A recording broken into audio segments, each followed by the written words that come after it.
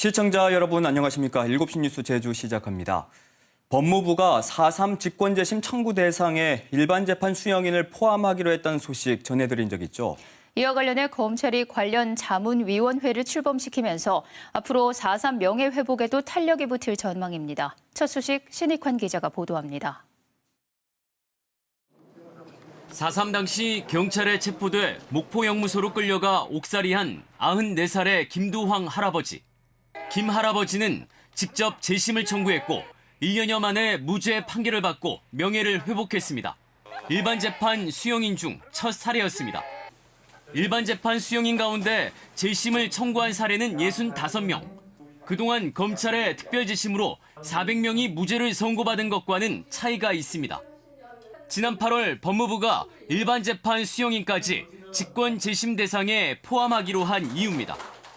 이에 대한 후속 조치로 제주 4.3 사건 자문위원회가 공식 출범했습니다.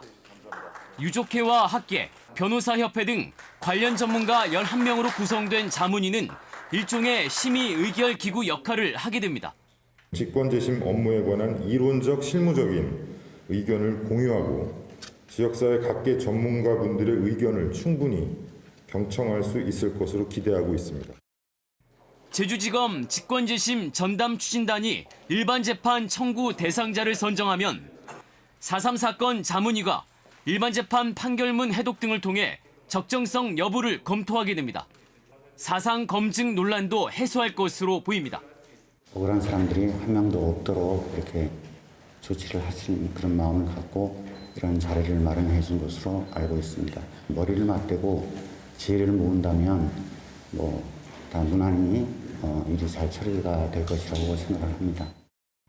법무부 발표 이후 제주도는 1947년 판결문에 기록된 450명을 조사해 희생자로 결정된 163명에 대한 심의 자료 등을 검찰에 전달했습니다. 4.3 당시 일반 재판 수용인 1,500여 명 중 지금까지 60여 명만 무죄 판결을 받은 가운데 나머지 희생자들의 명예 회복에도 속도가 붙을지 주목됩니다. KBS 뉴스 신익환입니다.